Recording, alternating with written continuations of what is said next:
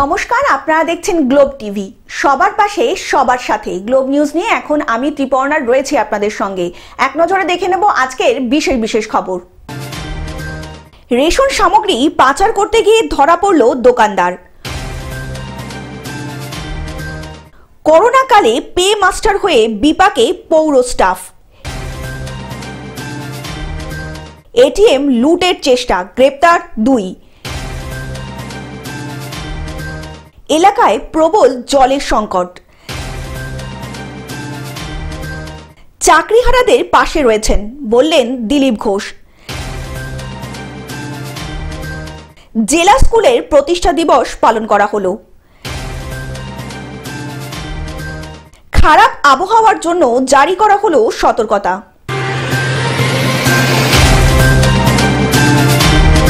আসছি বিস্তারিত খবরে। রেশন সামগ্রী পাচার করতে গিয়ে ধরা পড়ল দোকানদার। হুগলির চুচুড়া শহরে 3 নম্বর ওয়ার্ডের এক রেশন দোকানকে কেন্দ্র করে এলাকায় চাঞ্চল্য ছড়ালো। বহুদিন ধরেই এলাকাবাসীদের অভিযোগ ছিল যে ওই রেশন দোকানে সময় মতো রেশন সামগ্রী আসছিল না, অথচ বড় গাড়িতে করে জিনিসপত্র রেশন দোকানের সামনে আসলেও দোকান পর্যন্ত পৌঁছাচ্ছিল না। মঙ্গলবার সন্ধ্যায় এলাকার মানুষ দেখতে পান একটি বড় লরি এসে একটি নির্দিষ্ট জায়গায় মাল নামাচ্ছে। সেখান থেকে দুটো টোটো করে মাল নিয়ে যাওয়া হচ্ছিল। একটি যাচ্ছিল অন্য রেশন দোকানে, অপরটি যাচ্ছিল অজানা গন্তব্যে। এর আগে আমরা তাড়াহুড়ো ছিল ধরতে পারিনি, আজকে আনলোড হচ্ছে ওই রাস্তায় 407 গাড়ি করে গলির ভেতরে টোটো করে ঢুকছে। একটা টোটো রেস্টুরেন্ট থেকে ঢুকেছে, একটা টোটো বাইরে আছে, এরকম করে মাল চলে যাচ্ছে। এই টোটো যখন দাঁড় করানো হয়েছে, মালিককে ডেকেছি, রেশন দোকানদার ডেকেছি, সাপ্লাইওয়ালা চলে এসছে। মালিক বলছে সাপ্লাইওয়ালা জানে, সাপ্লাইওয়ালা বলছে মালিক জানে। এই দৃশ্য দেখার পরেই তৎপর হয়ে ওঠেন এলাকাবাসী। ইতিমধ্যেই দুটি টোটোকে আটক করে ঘটনার প্রতিবাদে সরব হন এলাকাবাসী। এই মাসের 4 তারিখে মালটা ঢুকলো, আমি ওখানে গাড়ি রয়েছি, একটা ভ্যানে করে দেখলাম সোজা চলে আসলো। কিছু মাল গম ওর ভেতরে গেল রেশনে, আর এক ভ্যান সোজা চলে এলো। কি প্রায় এইভাবে যেত? প্রায় এইভাবে যায়, আমরা দেখি কিন্তু কিছু করতে পারি না। আজকে এরা ধরেছে তাই সামনে। প্রথমেই রেশন দোকানদার ও তার সরকারি বিষয়টি এড়িয়ে যাওয়ার চেষ্টা করলেও স্থানীয়দের চাপের মুখে পড়ে শেষ পর্যন্ত স্বীকার করতে বাধ্য হয় কিছু সামগ্রী অন্যত্র পাচার করা হচ্ছিল, কিন্তু সেটা দোকানদারের দায়িত্ব না। যারা মাল নামাচ্ছে তাদেরকে জিজ্ঞাসা করতে বললেন দোকানদার। আমি শোনা মাত্রই আমি প্রশাসনকে ফোন করি, আমাদের লোকাল ফাঁড়িকে আমি ফোন করে বিষয়টা জানাই। যেহেতু আমি আউট অফ স্টেশন ছিলাম, সুতরাং আমার কাছে যখন এলাকার লোকেরা আমাকে যখন ফোন করে, তখন আমি সঙ্গে সঙ্গে প্রশাসনের সাথে যোগাযোগ করি এবং যা ব্যবস্থা নেওয়ার প্রশাসন নিয়েছে। সঙ্গে সঙ্গে খবর দেওয়া হলো প্রশাসনকে। পুলিশ এসে পরিস্থিতি নিয়ন্ত্রণে আনে এবং দোকানদার ও টোটো চালককে জিজ্ঞাসাবাদের জন্য নিয়ে যায় থানায়। অন্যদিকে এলাকাবাসীরা বিক্ষোভ করে জানায় অবিলম্বে এই দোকানদারের লাইসেন্স ক্যান্সেল করে দেওয়া হোক, তাতে সাধারণ মানুষের উদ্দেশ্যে সরকারের দেওয়া খাদ্য সামগ্রী যাতে গরিব মানুষেরা সঠিকভাবে পান। অন্যদিকে প্রশাসনের তরফ থেকে সাধারণ মানুষদের আশ্বাস দেওয়া হয়েছে দোষ প্রমাণিত হলে আইন অনুযায়ী ব্যবস্থাও নেওয়া হবে সেই দোকানদারের বিরুদ্ধে। আমি জানি না, আমি যারা ট্রান্সপোর্টে এসে করে ওরা মালটা নিয়ে এসে ওরা এবার আমার দোকানে খালি করবে। এবার ওরা গাড়ি ডেকে এনে কিভাবে খালি করে ওদের ব্যাপার। এবার মালটা কোথায় যাচ্ছে ওরা সেটা বলতে পারবে, আমি এর মধ্যে কিছুই জানি না। হুগলি থেকে কৌশিক ঘোষের রিপোর্ট, গ্লোব নিউজ। করোনা কালে পে মাস্টার হয়ে বিপাকে পৌর স্টাফ।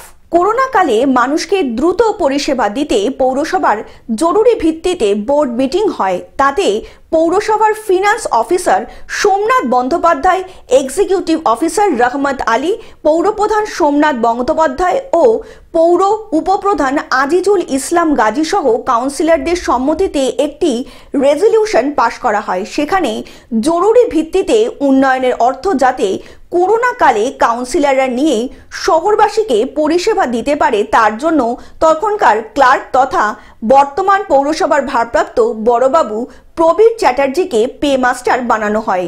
রাজনৈতিক দলের সিদ্ধান্ত অনুযায়ী আমি সর্বসম্মতিতে করোনা পিরিয়ডে মানুষকে পরিষেবা দিতে তাদেরকে পৌরসভার নির্দেশ পালন করি। পাশাপাশি আমার এই অ্যাকাউন্টটি ব্যবহার করার জন্য তারা অনুরোধ করেন জনগণকে পরিষেবা দিতে, তাই আমিও সেই প্রস্তাবে রাজি হই। তাতে আমার কোনো দায় নেই।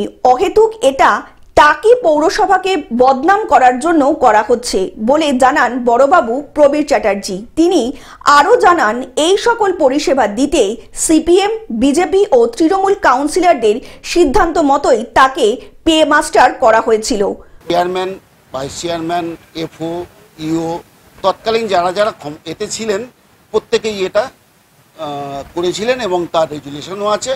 আমার কাছে অর্ডার কপিও আছে, যতগুলো অর্ডার বেরিয়েছে সবকটা অর্ডার কপিও আছে, সমস্ত মাস্টার রোল আছে, রেজিস্টার আছে, সব কিছুই আছে এবং তাতে প্রত্যেকেরই সই আছে যারা নিয়েছে এবং যারা আধিকারিক ছিলেন প্রত্যেকের সিগনেচার তাতে আছে। বসিরহাট থেকে শ্যাম বিশ্বাসের রিপোর্ট, গ্লোব নিউজ। এটিএম লুটের চেষ্টা, গ্রেপ্তার 2। হুগলির পান্ডুয়া ব্লকের কুলটি রোড এলাকার জিটি রোডের পাশে একটি রাষ্ট্রায়ত্ত ব্যাংকের এটিএমে গভীর রাতে লুটের চেষ্টা করে দুষ্কৃতীরা। অন্যদিকে পুলিশ সূত্রে খবর পেয়ে সোমবার রাত্রি 2টোর সময় পান্ডুয়া থানার এএসআই দেবজ্যোতি সামন্ত তার টিম নিয়ে কালনার মোড়ে তারা নাইট ডিউটি করার সময় হঠাৎ খবর পান যে পান্ডুয়ার হাটতলার জিটি রোড সংলগ্ন একটি এটিএম এর কাছে একটি সাদা মারুতি সুইফট গাড়ি, তার মধ্যে কয়েকজন সন্দেহভাজন ব্যক্তি মুখে কাপড় বেঁধে মাথায় টুপি পরে এটিএম ভাঙার চেষ্টা করছে। খবর পাওয়া মাত্রই পান্ডুয়া থানার এএসআই দেবজ্যোতি সামন্ত তার টিমকে নিয়ে ঘটনাস্থলে পৌঁছে সন্দেহভাজন ব্যক্তিদেরকে আটক করার চেষ্টা করেন। অবশেষে পুলিশের সহযোগিতায় এবং কালনা থানার সহযোগিতায় 2 জন দুষ্কৃতীকে তারা অ্যারেস্ট করা গিয়েছে, যাদের নাম শেখ শাহরুখ এবং ইয়ামিন, দুজনেরই বাড়ি হরিয়ানা রাজ্যে। অন্যদিকে এটিএম এর হোমগার্ড সুজয় দেবনাথ দুষ্কৃতীদের বাধা দেওয়ার চেষ্টা করার সময় তিনিও গুরুতর আঘাত পান। আপাতত তিনি সুস্থ।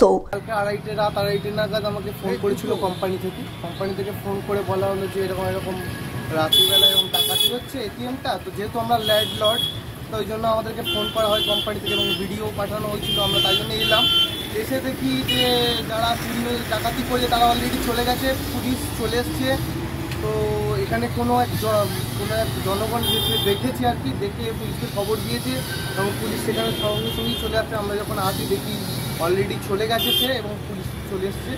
হুগলি থেকে রাজকুমার প্রসাদের রিপোর্ট, গ্লোব নিউজ। এলাকায় প্রবল জলের সংকট। পাণ্ডবেশ্বরের জোয়ালভাঙা গ্রামের সামনেই রয়েছেন ইসিএল এর একটি খোলা মুখ খনি। একটি বেসরকারি সংস্থা খনির কয়লা উত্তোলনের দায়িত্ব পায়।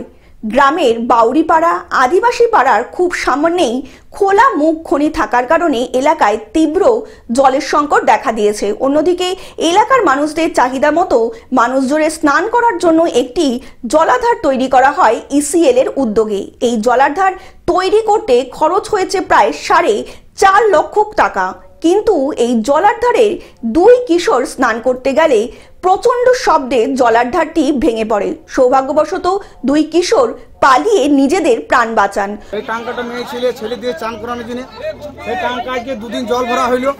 আমরা যেভাবে বলেছিলাম যে এভাবে কিন্তু করোনা এটা হচ্ছে না, এখানে মাটি লুজ নরম মাটি, এই টাঙ্কা কখন কি ক্ষতি হয়ে যেতে পারে। আজ মানুষ কিন্তু ঢাকায় এসে চান করছিল, 2 ছেলে তারা দৌড়ে বেরিয়েছে, কোন রকম করে ফাঁক থেকে বার করানো হয়েছে, বহু কিছু ঘটনা হয়ে যেত, যদি মরে যেত তাই কি হইতো। খবর জানাজানি হতেই গ্রামের মানুষজন বিক্ষোভ দেখাতে শুরু করেন। আমি এখানে চান করছিলাম বসে, আর এখান দিয়ে দেখলাম যে আস্তে আস্তে মাটিটা ফেটে আসছে। তো আমি তার মধ্যে দেখলাম যে হ্যাঁ এটা পড়ে যাবে, ওই জন্য আমি সাইড দিয়ে পড়ে গেলাম। ঘটনার খবর পেতেই খোলামুখ খনির আধিকারিক সঞ্জয় মজুমদার ঘটনাস্থলে পৌঁছে জানান, জলাধার সম্পূর্ণভাবে ভেঙে নতুন করে করা হবে এলাকার মানুষের জন্য এবং আইন অনুযায়ী এই জলাধারটি তৈরি করেছিল যে ঠিকাদার, প্রয়োজনে তার লাইসেন্সও বাতিল করা হবে বলে জানান সঞ্জয় মজুমদার।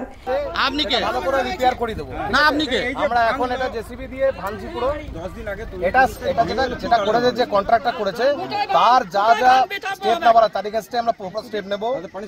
একদম পানিশমেন্ট, তার মনিটারি পানিশমেন্ট, তাকে আমি কন্ট্রাক্টর লাইসেন্স ক্যান্সেল করব আমাদের তরফ থেকে। তার পেটে মারবো, এই আপনার কথা। পাণ্ডবেশ্বর থেকে সুকান্ত বাগদির রিপোর্ট, গ্লোব নিউজ। চাকরিহারাদের পাশে রয়েছেন বললেন দিলীপ ঘোষ। মঙ্গলবার সকালে মেদিনীপুর শহরের এলাকায় বিজেপির নেতৃত্বে আয়োজনে একটি চা চক্রে যোগ দিতে আসেন দিলীপ ঘোষ। সরকারি চাকরিহারা আন্দোলন প্রসঙ্গে তিনি সরকারি চাকরিহারাদেরকে দেখলেই বোঝা যায় এ রাজ্য কোথায় যাচ্ছে আর এর জন্য দায়ী কারা হচ্ছে, কোর্টকে। যারা দুর্নীতি করেছে সেই তথ্য কোর্টকে দিয়ে সহযোগিতা করুন এ রাজ্যের সরকার। এটাই চাইছে চাকরিহারারা এবং চাইছি আমরাও। অন্যদিকে প্রতিহিংসার অভিযোগ আরজি করের। এই অভিযোগ সম্পর্কে বলতে গিয়ে দিলীপ ঘোষ বলেন, প্রতিহিংসা অনেক দিন ধরেই চলছে। এই করে আরজিকর আন্দোলনকে বন্ধ করেছে সরকার। ঠিক একইভাবে ভয় দেখানো হচ্ছে পুলিশ দিয়ে, পেটানো হচ্ছে টিচারদের আন্দোলন বন্ধ করার জন্য। কিন্তু পশ্চিম বাংলার মানুষ নাক অব্দি জল এসে গিয়েছে, কেউ পিছিয়ে যাবে না। পুরো সমাজ এই শিক্ষক হারাদের পাশে রয়েছে বলে জানালেন দিলীপ ঘোষ। আর এই চাকরি হারাদের দেখে বোঝা যাচ্ছে পশ্চিমবাংলায় কি চলছে। এর জন্য দায়ী কে? কোর্টকে দায়ী করা। কোর্ট তো দুর্নীতি দেখে বন্ধ করেছে। যারা দুর্নীতি করেছে সরকার, তারা তথ্য দিয়ে এদের চাকরি ফেরত দিন, তাই চাইছি আমরাও সেই চাকরি হারাদের সঙ্গে আছি। দাদা, প্রতিহিংসার অভিযোগ আরজিকর কাণ্ডে দেবাশিস হালদার অভিযোগ করছে, তাকে পোস্টিং করা হয়েছে। অনেকদিন ধরে প্রতিহিংসা চলছে, এই করে আরজিকরকে আন্দোলন বন্ধ করার চেষ্টা চলেছে।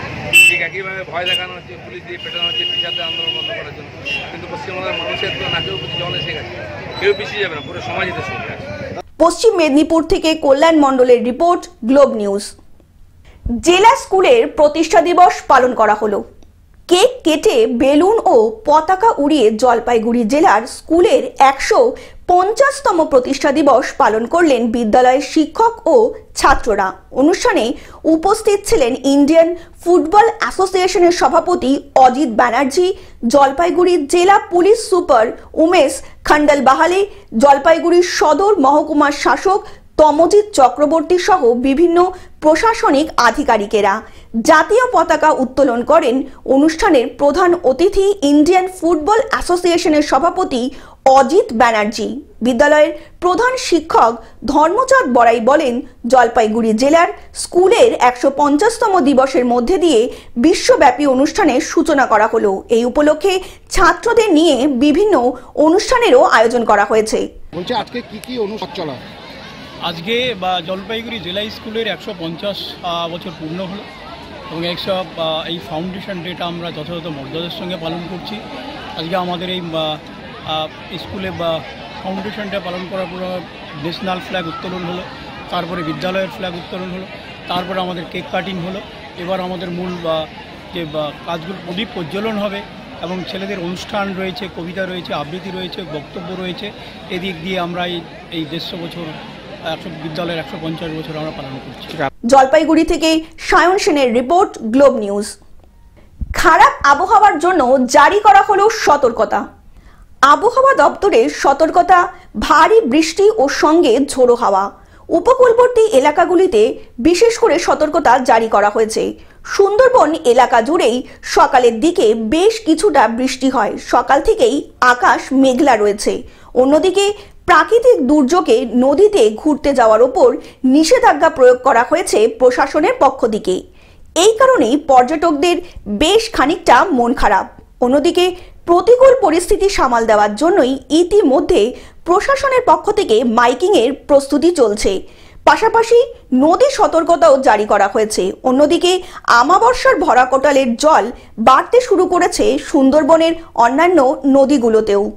দক্ষিণ 24 পরগনা থেকে বাবলু প্রামাণিকের রিপোর্ট, গ্লোব নিউজ। টেলিভিশন ছাড়াও গ্লোব টিভি এখন সমস্ত সমাজ মাধ্যমে উপলব্ধ।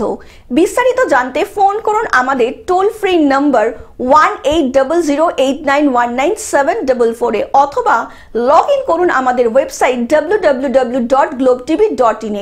গ্লোব নিউজ এখন এ পর্যন্তই। দেখতে থাকুন গ্লোব টিভি, সবার পাশে সবার সাথে। নমস্কার।